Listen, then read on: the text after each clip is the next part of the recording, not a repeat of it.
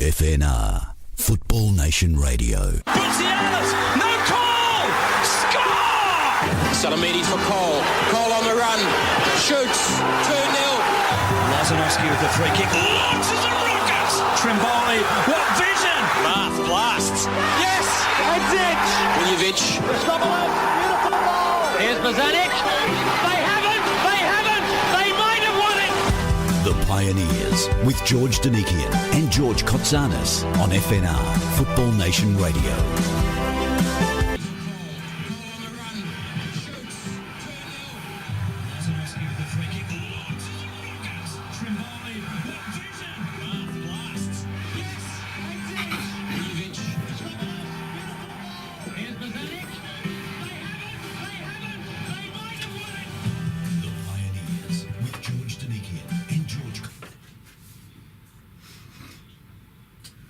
Welcome back to FNR Football Nation Radio. George Kotsanis has joined me in the studios because it's 7 p.m. on a Thursday, which means it is time for the Pioneers.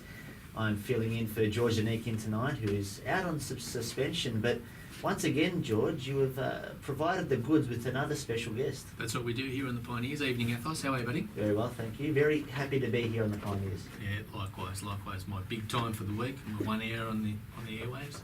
I want to welcome our special guest, Alex Fantoma. See, I told you I'd get it wrong. Alex Fantoma, welcome. Thank you. To the Pioneers. Great to have you here. I apologise for George's absence, but occasionally he gets a bit unruly and he has to serve suspensions. Red card.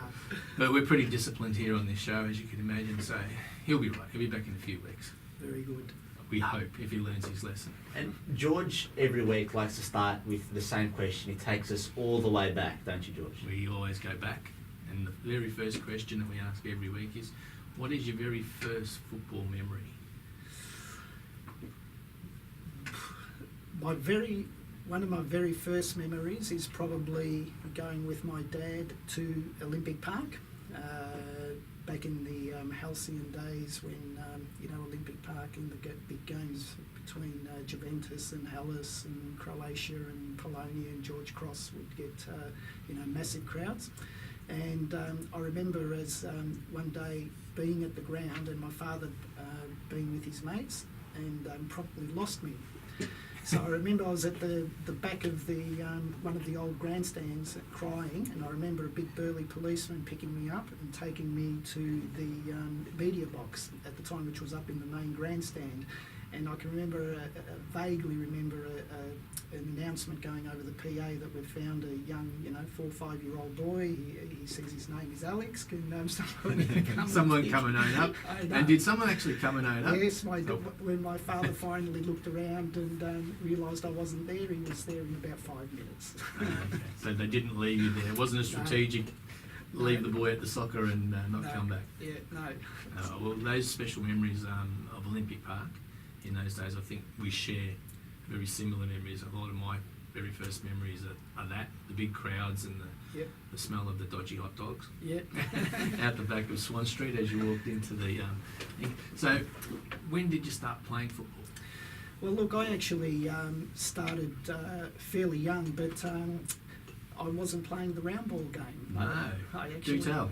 I actually started, my first love was actually AFL because, going to the local primary school, that's what all the other kids played, so I tagged along, played, and I started playing for the local VFL, or in those days VFL, Clayton Football Club. And probably started, played there about 4 years from their under 8s, under 9s, under 10s, under 11s, under 12s, so on. And then started playing soccer along the way. So at one stage, at 1 year, I remember I was playing both codes and would play footy on Saturday, soccer on Sunday. And one particular year it got a bit much because there were too many clashes of games, and I had to make a decision, and I chose to go with the beautiful game. The beautiful game. That's it. Obviously, you still love your Aussie rules, and I do.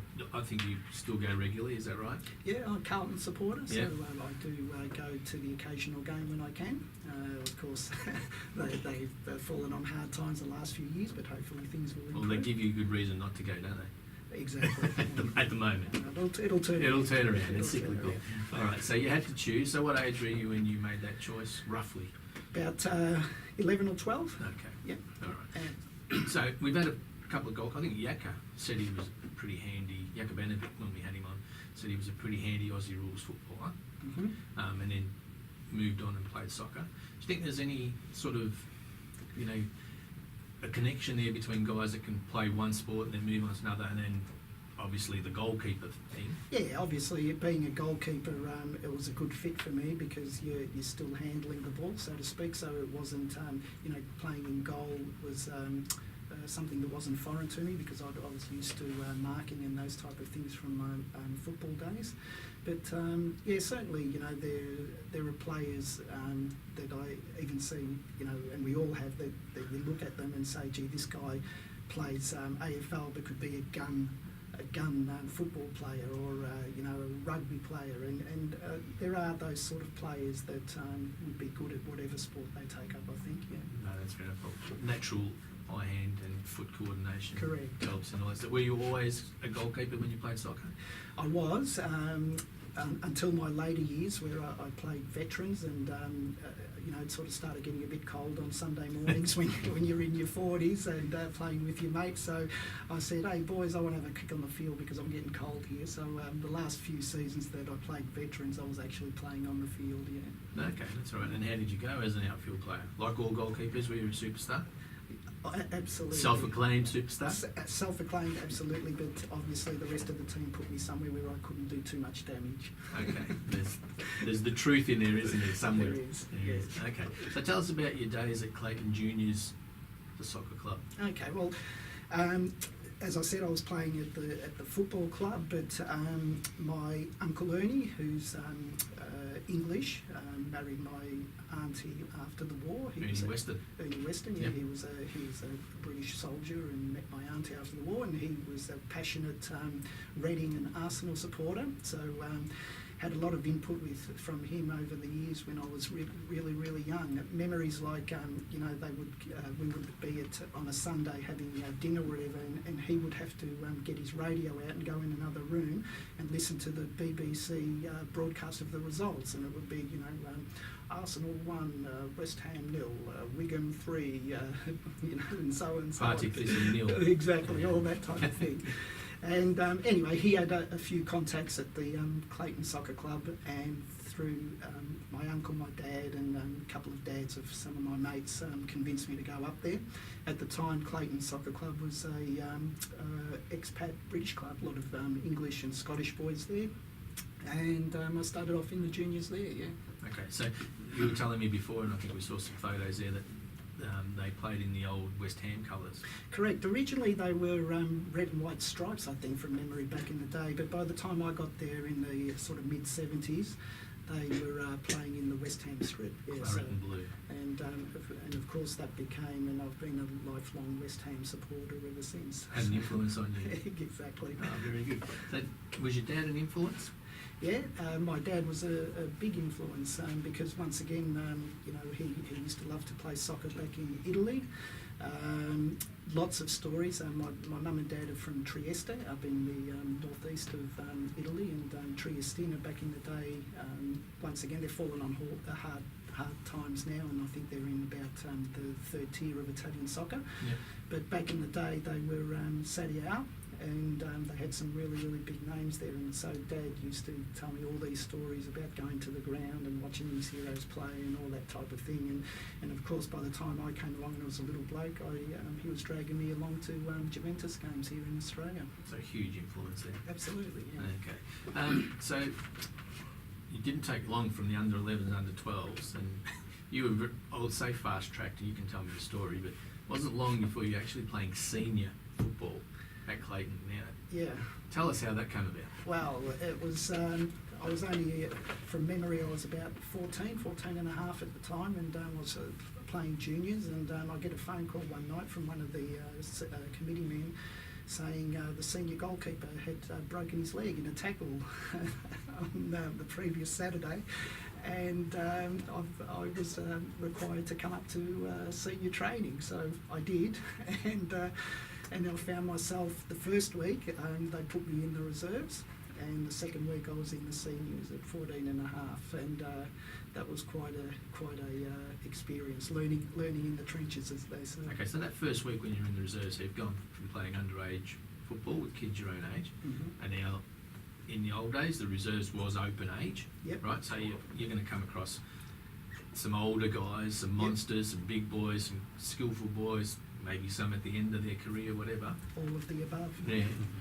Tell us what were you thinking as before the game and during the game? Well, before the game, it was all a new experience because you're with all adults all of a sudden, and everyone's getting changed before the game, and they're obviously getting rub downs. They're putting liniment on. In the juniors in those days, there was none of that. Yeah. And once we got onto the park, I was told by Johnny Burford, one of the characters of the club, who was playing in the reserves at that time, and he said to me, "Don't worry, Alex, I'll look after you." And it was did he? He did, Okay. because look, at the end of the day, I was 14 and a half. I probably weighed all of 52 kilos at the time, and they were right on top of any 50-50 balls, and if anyone was encroaching on what they thought was an unfair tackle, they were making sure it didn't happen again. So do you think what was the more dominant feeling? Fear and nerves, or were you thinking, well, and you were just a cocky, arrogant, self-assured young kid, and you're thinking, oh, well, I'm ready for this? Where were you lying with that? Probably in between. I think you've got to have a certain amount of cockiness, but certainly, I wasn't even fully developed yet, so Yeah, of course. you're looking at, and there was I won't lie, there was a little bit of fear there, but especially in those days, like you said, you would have in the reserves, it was open age, so you would have some blokes that were young up and comers, and you'd have other blokes that were at the end of their career, and were probably the equivalent of playing what they call pub football back in England, and everything that's associated with that. Yeah. So were you thinking at that stage it was going to be a one-off, you're sort of filling in and, you may get sent back or whatever? No, well, I was told, there was a shortage of keepers at the club, and as Jerry, the senior keeper, had broken his leg, that was it for the rest of the season. Okay. All right, so you were in for the long haul, and Correct. you were, okay. How did you get into the seniors the next week? Well, Jerry was the senior keeper, but they thought they better not put me straight into the seniors. They wanted to see how I'd go in the reserves first. So Okay, so it was a genuine promotion in week 2. well, it was, but I think because they didn't have anyone else. Okay, fair enough. All right, so I'm going to ask the same question. Now, you've done a week in the reserves, you're feeling okay, and then they go, okay, well, let's go to the seniors. What were you thinking then? Well, I thought, well, this is going to be a step up again, I thought, and it was. And anyone that's ever played football will tell you that the intensity of a senior game compared to a reserve game is quite different. Huge. Yeah. And because the stakes are higher, and there's the opposition teams take the attitude, well, if you're putting a 14, 15-year-old kid on the park, that's not our issue. He's ready. Correct. Well, we assume he's ready. Correct. And yeah, okay. How did you go? Not bad. I managed to hold my own, and from memory, we had a reasonable season. We weren't world beaters, but How'd you go in that first game? Like, did you win? And who did you play against? that I can't remember. Can't remember? Okay. I've got the notes somewhere, but I'll have to get back to you on that. Yeah, no, that's all right. That's all right. Just thought I'd check. Most people can always remember their first goal or first save. Do you remember making a save in that first game? Well, not so much in the first game, but going back to early days, when you were asking who was an influence on me, and my father obviously was, and he actually built for me a rudimentary goal in our backyard. Nice. Which was basically, just made out of red gum, just 2 posts and a crossbar, and it wasn't regulation size or anything, and we only had, the normal, in those days, 50 by 150 blocks. It wasn't a massive backyard, but I would delight in inviting friends around after school, and even at that early age, while I was playing VFL or AFL, in the backyard, after school, I'd be diving around all over the place and getting blokes to kick the ball at me. So, It's the way to learn, isn't it? Exactly. Practice. exactly. Excellent. All right, so you had a good season, and you went on. How long were you still at Clayton for, and then lead us into how you ended up at Brunswick Juventus? Well, the last 2 years that I was at Clayton, Rocky Frangioni, who was one of the Juventus legends that had just finished playing and had embarked on a coaching career. And he ended up coaching us at Clayton. I think it was his first coaching gig, so probably like most coaches, drop down a couple of divisions before they head back up. Yep. And he was a big influence on me. He certainly was a big influence on the club. Brought a lot of professionalism into the club, and a lot of those things rubbed off on me and a lot of the other players. And after the second season, Rocky was approached by Juventus from memory, coach. I'm pretty sure it was the reserves. It was either the under-19s or the reserves at Juventus. And at the end of the season, he approached myself and two other boys from Clayton and said, "Why don't you come up and try out?" And he took us up to Brunswick Juventus. And who were the couple of these other boys? Michael Alidis was one, and Colin Reid was the other one. Okay. All right, so you've gone off to break. Just perspective, everyone's got a different idea of what professionalism means, and it suits their own opinion and their own life. When you said Rocco brought that to Clayton, what was the difference? What did it mean to you, this professionalism? What did it show you, the difference between what you had seen up until then? What are the actual differences? Well, I think the way he approached the game, didn't take any nonsense. At the time, as I said, it was a British club, and there was a lot of lads there that used to like to have a beer, have a bit of a laugh. All of a sudden, we had Rocky Frangioni in there that frowned upon anyone having too much to drink after training on a Thursday night.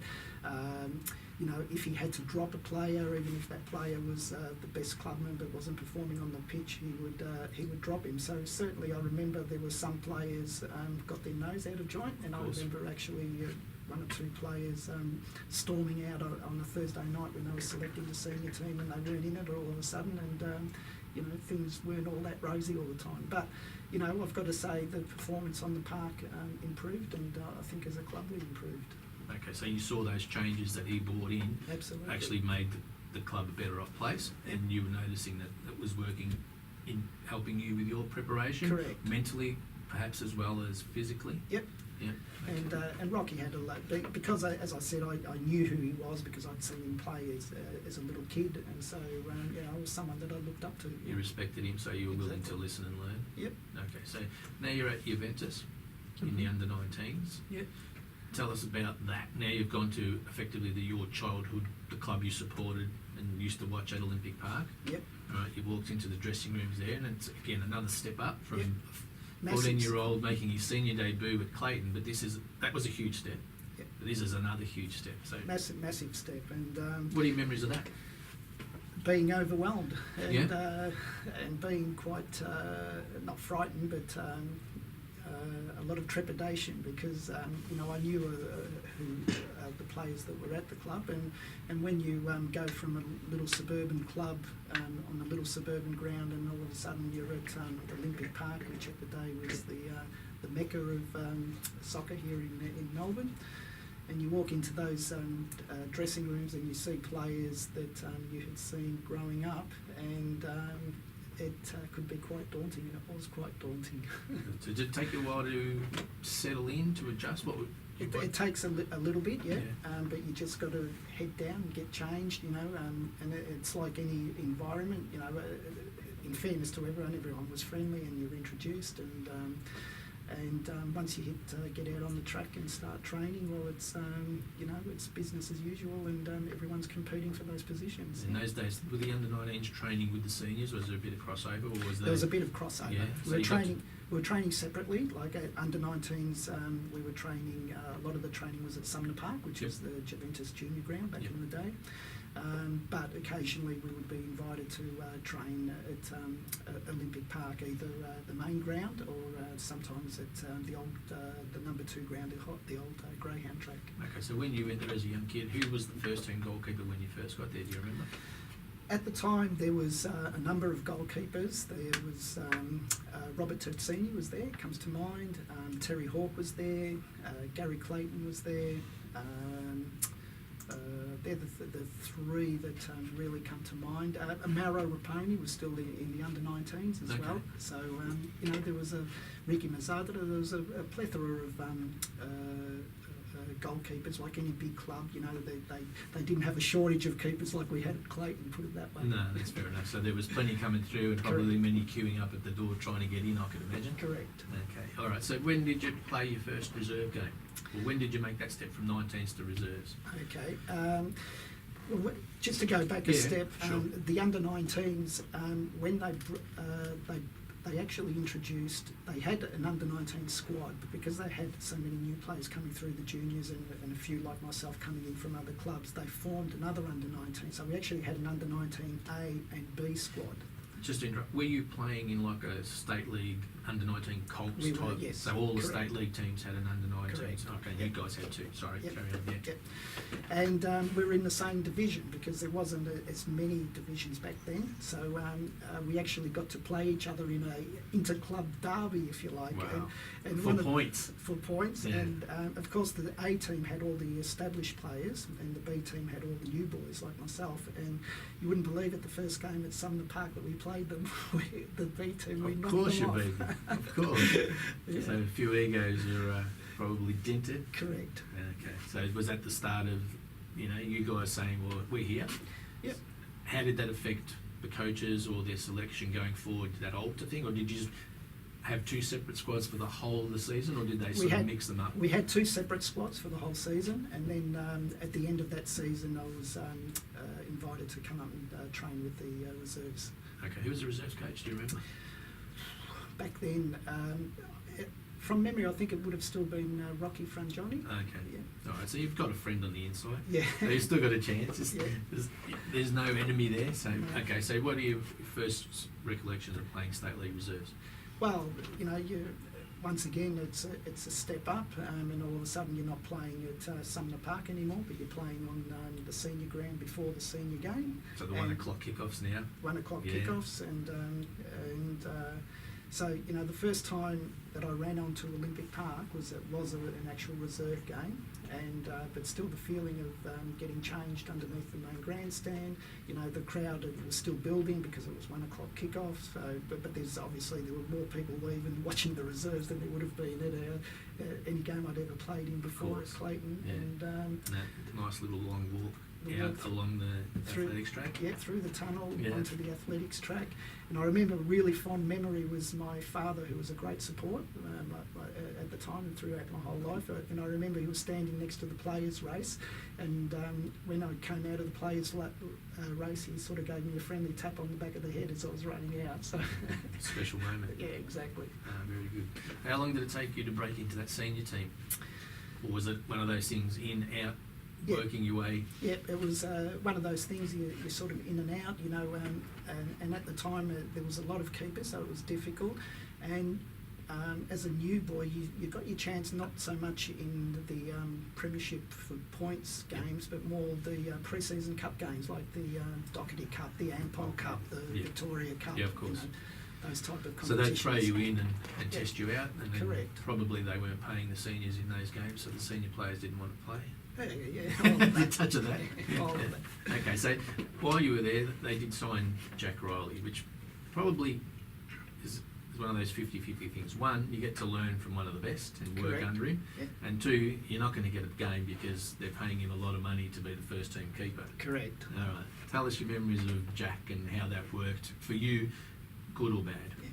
Well, like we were saying before the program, I remember fondly the Doherty Cup that year. We had an amazing run and actually made the final, and I played all of the games up to about the quarter final, and around that time was the time that they signed Jack, and of course he walked into the team being an ex-Socceroo keeper and being paid a lot of money, and he ended up playing those last couple of games, and so whilst that was really, really disappointing, you just had to get on with it, and I sat on the bench for those 2 games. But I remember another one of the great influences on me and a great Juventus person was Rocco Zio, who was on the committee at the time, and Rocco pulled me aside and made sure that I understood what was going on and that my chance would come, and to not do anything rash, but stick in there. Yeah. Don't spit the dummy. Exactly. Don't go running back to Clayton. Correct. Yeah, and stick it out, and you stuck it out. So, tell us about becoming a regular first-team goalkeeper now. Yep. Well, once I finally, it was after Jack had left, and the position was up for grabs, and there was myself and a couple of other keepers, and I was lucky enough to put in a couple of performances in these pre-season games and practice games where I got the nod, and I finally got a chance to play my first senior football now. Excellent. Right, we're going to delve into that senior football career a little bit further just after the break. We'll be back in a moment on the Pioneers. You're listening to Evenings on FNR. Welcome back to the Pioneers on FNR Football Nation Radio. Athos Sirianos filling in for George Donikian, who is out on suspension. George Katsanis is with me tonight, as is Alex Fantoma, former goalkeeper for Juventus and Essendon, but they weren't called Essendon back when Alex was playing for them, were they, George? Well, they weren't Essendon Royals at the time, they were Essendon Triestina. And before we cut to the break, Alex was telling us about coming up against Jack Riley, who all of a sudden had become the #1 goalkeeper. That's it. So we're going to go back to those Juventus days. Did I say that right? Juventus. I get that right, don't I? Correct. And tell us about some of the teammates and some of the guys you played with at the time. Memorable, obviously. Yeah. Well, the squad we had at the time, as it developed in those early years, I was there for 5 years, from 79 to 83, and obviously over that time the squad did change, but there were a couple of years there where we had a really close-knit squad. We never won the title the whole time I was there, but we had some good runs that run us up in the Doherty Cup. We'd won, a couple of pre-season tournaments. So there was a lot of fun, both on the ground and off the ground. And I can honestly say that we socialised together a lot of time as well. Good memories. They're great memories. All right. Tell me, 2 parts of the question then. Tell me some of the good players you played with on the park first. Sure. Who were the stars on the park? Look, there's so many, but some of the standouts that come to mind are Oscar Crino, Fabi Cantalupo, Pat Della Rocca, who was sort of at the end of his career with Juventus, sort of the time that I was there. Bobby McGuinness, the Bannon brothers. For a couple of years, we had all 3 of them at Juventus, Paddy, Binns and Jed, which was fantastic. Tony Heary, another He was an exceptional player. exceptional player. Tell us why. Or describe him as a player. Well, he was one of these players, not very tall, but beautiful ball skills, able to take people on, beat them, and and deliver some great balls across from wing positions. And really, he was a player that, in some ways, there was a unfulfilled potential. Could have probably done a lot more if he had stayed on the straight and narrow.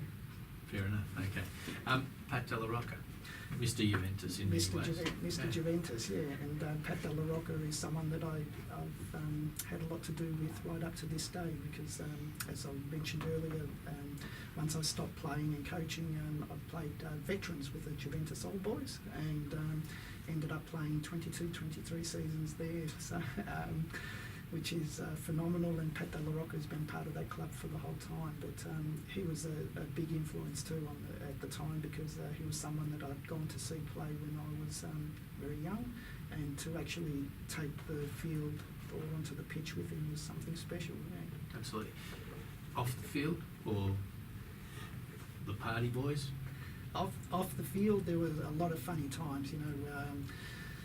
It's some of the memorable things that I remember was we played the Garuda Cup, which was a tournament organised by Garuda Airways, and there was 4 teams from Australia were invited. And who were the other 3? There was ourselves. There was a Western Australian state amateur selection. Yep. And there was one other Australian team who I've gone blank now, I can't Okay. remember. And there were 4 local Indonesian teams in it as well. And the final of that was played in the capital in Denpasar at their stadium there, which was one of those, as you can imagine, back in the day, it was a bit of a concrete mausoleum, and not intimidating to play at, but certainly, when you came out of the players' race, there were instead of just a couple of policemen dressed in blue, there were actually soldiers with machine guns. So Something different. Something a little bit different. Not quite what you used to at Olympic Park, is it? Correct, Or correct. Schindler Reserve. Correct. One of your teammates at the time, I believe, was Harry Hurd. Correct. Yeah. Okay. Now, as yet, I haven't managed to convince Harry to come on the show, but I won't stop trying. But tell us about Harry as a teammate and as a player, and your memories of him. Well, Harry's one of the gentlemen of the game. Absolutely, one of the gentlemen of the game, yes. Absolutely, and a great player on the park as well. And I think from memory he did win the club best and fairest. Yeah, I can vouch for that because I've got that trophy in my lounge room. There we go. That's another story. Yeah.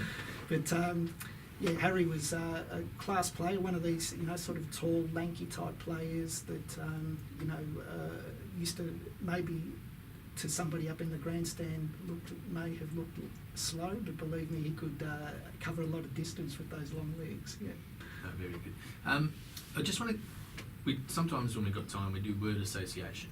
Mm-hmm. Right? So I'm going to throw some words at you, some names. And these are the names I'm going to throw at you that played in the era that you played as a goalkeeper in the state league. And just want to see if it triggers any memories. And so there you go: Lou Kastner, Jack Riley, Lou Dennis, Hans van der Pol, Mike O'Hara, Billy Johnson, Peter Blasby. Like, that was the era. That was 1980, let alone in the state league. Yeah. I mean, just those names alone, I've just picked a handful. How great were the talents of goalkeepers, or the depth of talent of goalkeepers at that time? Yeah.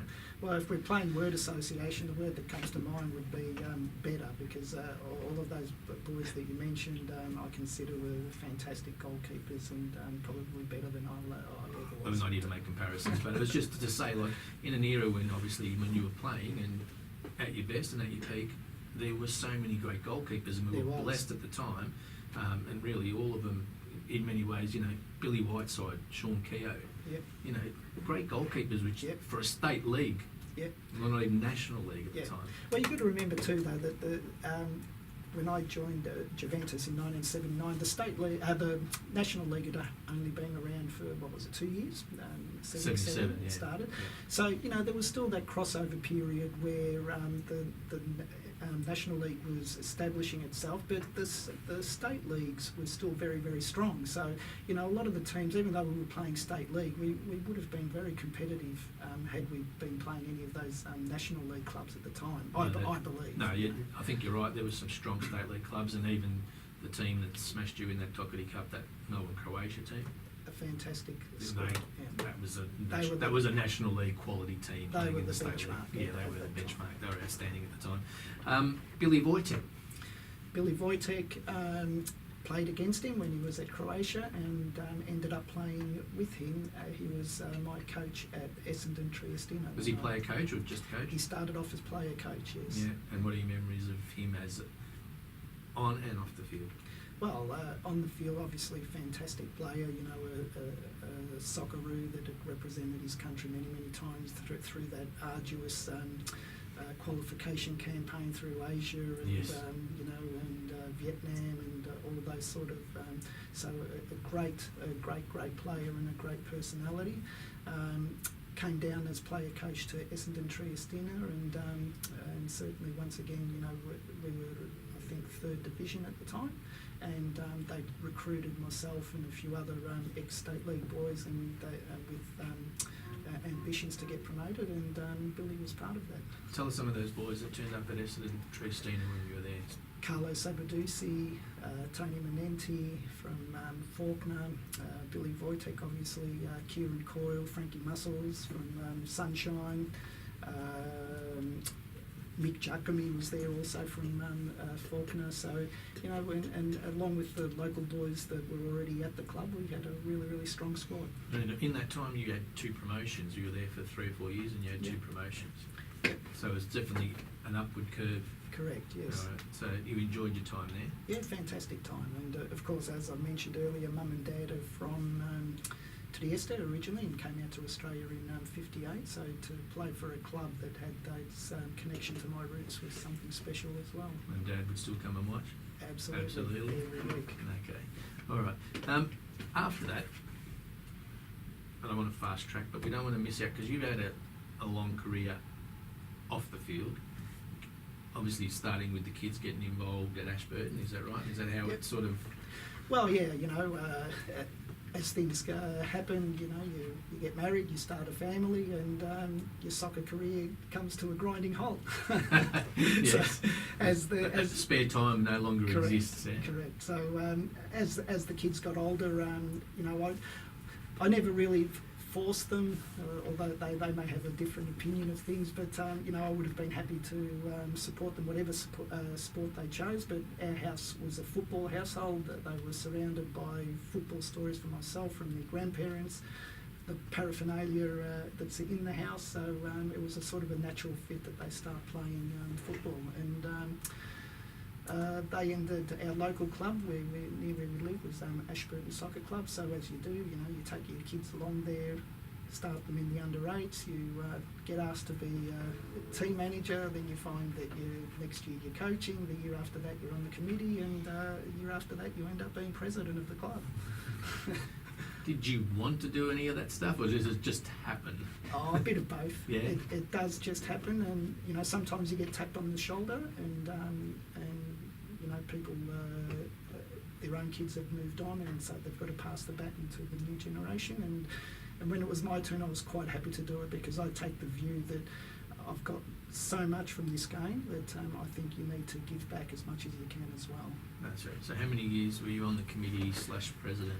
I was with Ashburton probably about 6-7 years in capacity of being either a coach. I was on the committee for probably 4 or 5 of those years, and I was president for 2 years. Okay. So as a president, seeing it totally from the other side, what are some of the most interesting things that you can share with us without dropping any names that you come across?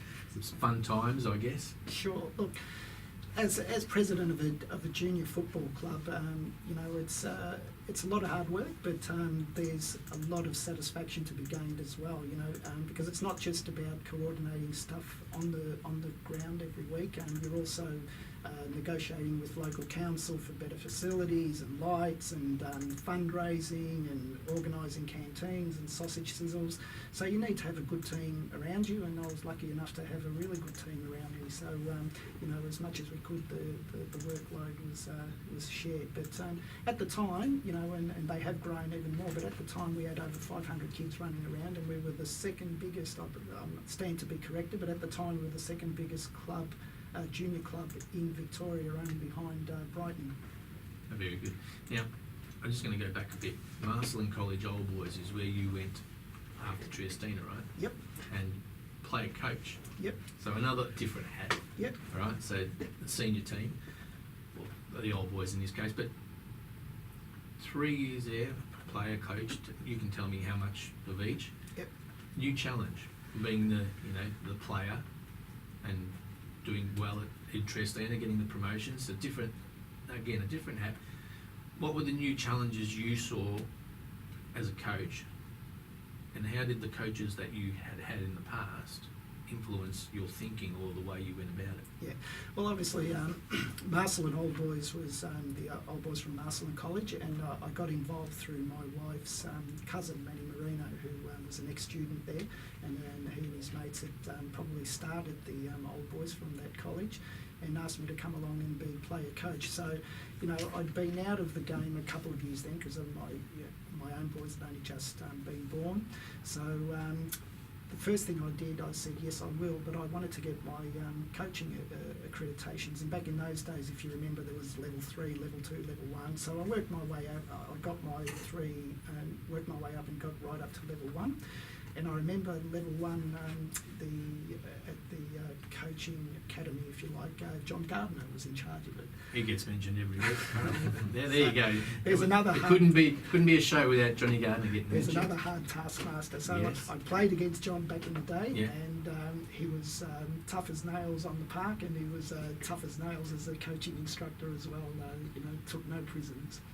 All right, so at the academy, there would have been some other young up-and-coming coaches like yourself, but specifically, what was it that John pushed or wanted done that, you know, really made you think he was a hard taskmaster? Well, Taskmaster. it was once again like all these sort of blokes that had played at a very high level, that you know that they're driven, and they set a very high standard, and they expect that standard from people that they're mentoring or coaching. So, you know, just little things, you know, like I was pretty raw to coaching, so, you know, I was doing a lot of things that, and they teach you, you know, why are you standing on the sideline, you know, flapping your hands around like a seal, yelling at players, you know, all these little things that you think, oh, gee, you know, I have been doing that. But more so than that, it was more also the structure of the game and learning the positioning, and even though you'd played the game your whole life, you tend to, from a young bloke, you just play it instinctively. So to actually sit down and study it is a whole new ballpark, and then apply that to a bunch of young kids, or not young kids, but a senior team, but young men. Is a challenge again at whatever level, whether it's you know, Premier League, National League, or local suburban club. Did you enjoy it? Loved it. Yeah. Yeah, it was a great time. Was it about the win, or was it about No, the development of people or players? How did you? What's the first thing you wanted to set out when you coached? What did you want to do? What did you want to achieve? I wanted to see players that were able to progress, and at the end of the season say, I am a better player than I was at the start of the season. And not so much through, you know, just what I was telling them, but through the things that we put in place as a team. That's good. And do you think that you achieved that? Look, I think so. You know, it was only, as you know, Marcelin Old Boys, you know, it was only an amateur side, so we were playing, you know, fairly well down the ranks. But once again, we had a good squad, and part of that was not only what happened on the park, but off the park, making sure that. Who do you think it was the major influence from a coaching perspective? Was it a past coach or something you picked up along the way from senior players? Who was the biggest influence on your coaching mentality? Oh, look, I'd say going right back to some of the great coaches that I had over the years, and you know, I like to think of myself as a student of the game. So when people would tell me something that I considered were coming from that knew a lot more about me, I listened. So, you know, I had some great coaches along the way at Juventus. Manny Polakakis, John Margaritas, Frank Munro, who was out here for a few years, who was captain of Wolves in England, and he played at a very high level. Yeah. correct. You know, and he filled in as a coach for a while as well. You know, and was he giving in his time and wanting you to learn off him? Do you remember that? Do you recall Yeah, that? I do. Yeah. He wasn't at the club. He was only at the club for about a year and a half. But Yeah. the time that he was there, I found him a very gentle man, and certainly someone that would give time to you. You know, Yeah, he to wasn't- share his yeah, knowledge he wasn't, and pass you it know, on. I'm from Wolves, and you know, Yeah. he was certainly. You know, Okay, so as a child, as a goalkeeper, you would have had some heroes. yep. Who are your heroes when you were growing up? You know, Gordon Banks, those sort of players like Gordon Banks, Dino Zoff, in the goalkeepers at the time.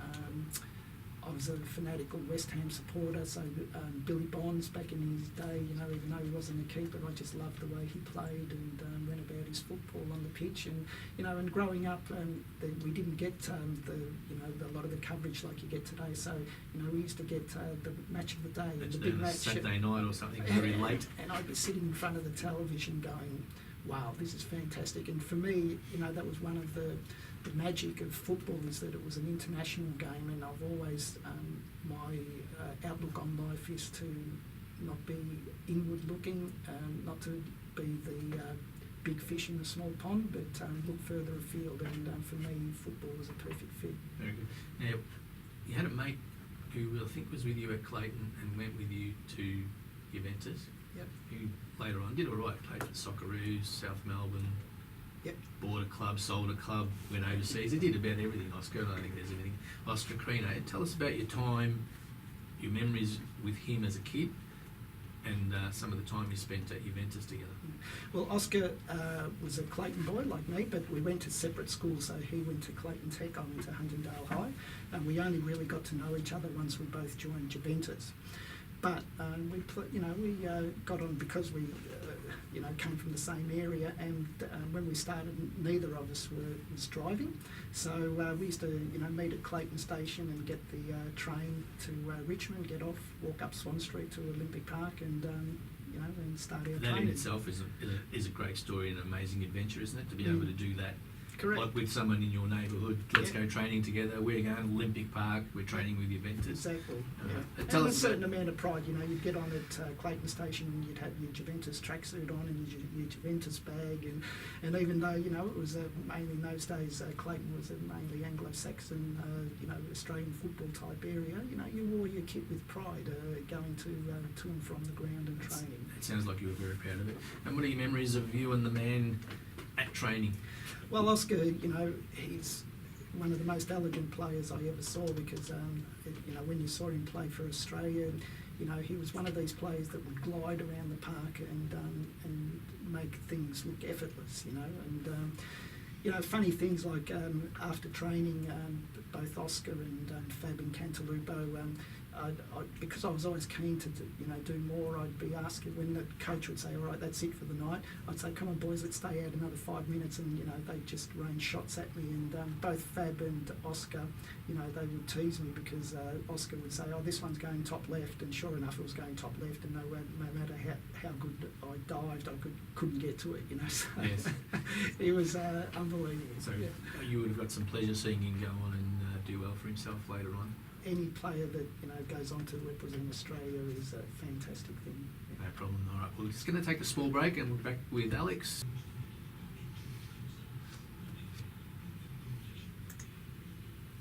Welcome back to the Pioneers Thursday night with our guest Alex.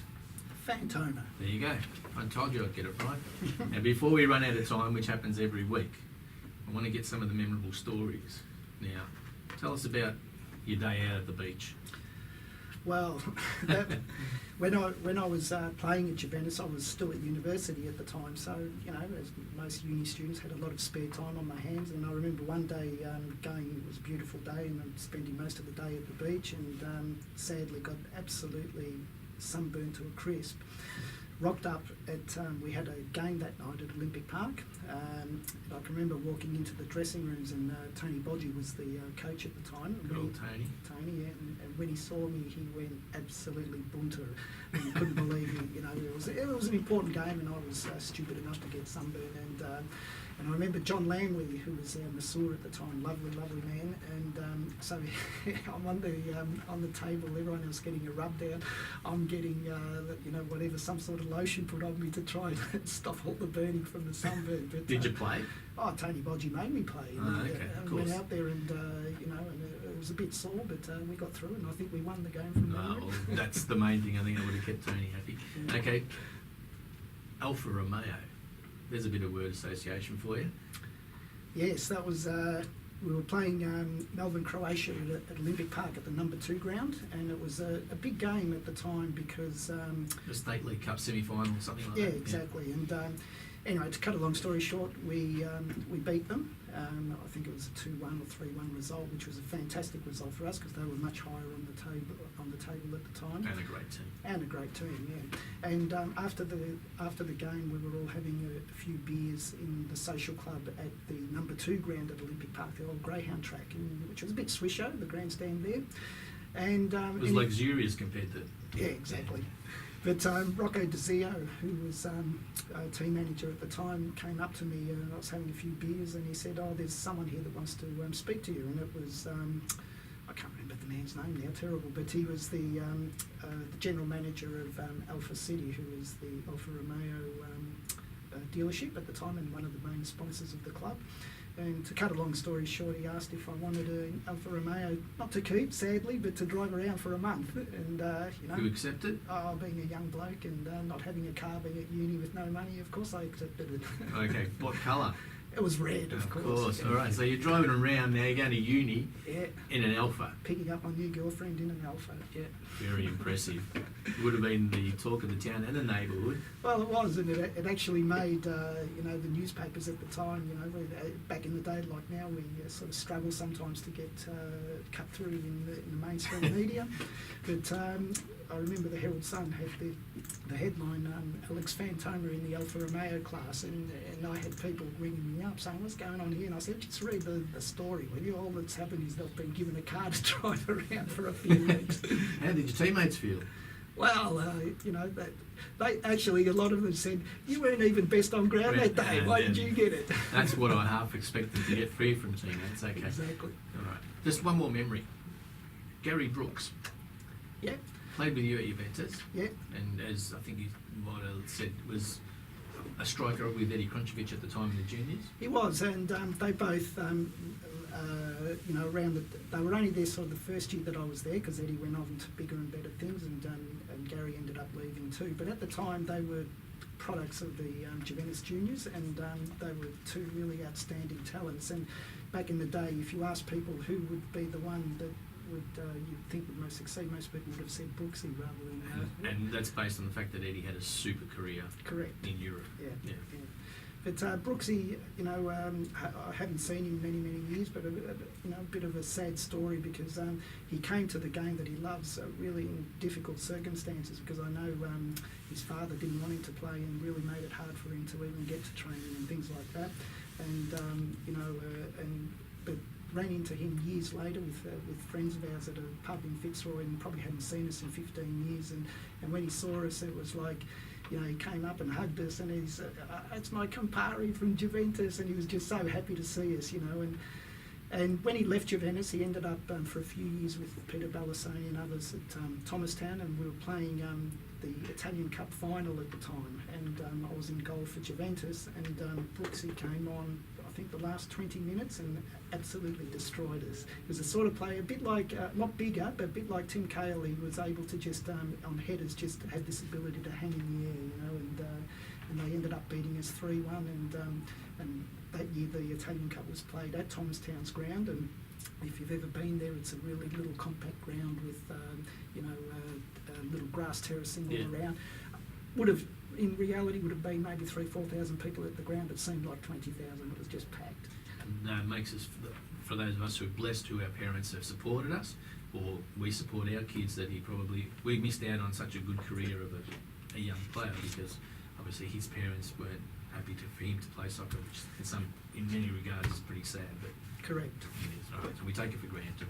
But anyway, we have run out of time again, but it's been a sensational hour on the Pioneers on Thursday night in George's absence. Thank you, Alex, for joining us. Alex Fantoma. See, I told you I get it right. Ex-Brunswick Juventus goalkeeper who's joined us tonight. Now we'll be back next Thursday without George again, and we'll have young Chalky Adams, former Melbourne Croatia superstar. Athos, it's back to you, young fella. Thank you, George. Thank you, Alex. It's been another fantastic edition of Evenings on FNR and the Pioneers. And until this time next week, may you have a great night in football. Thank you.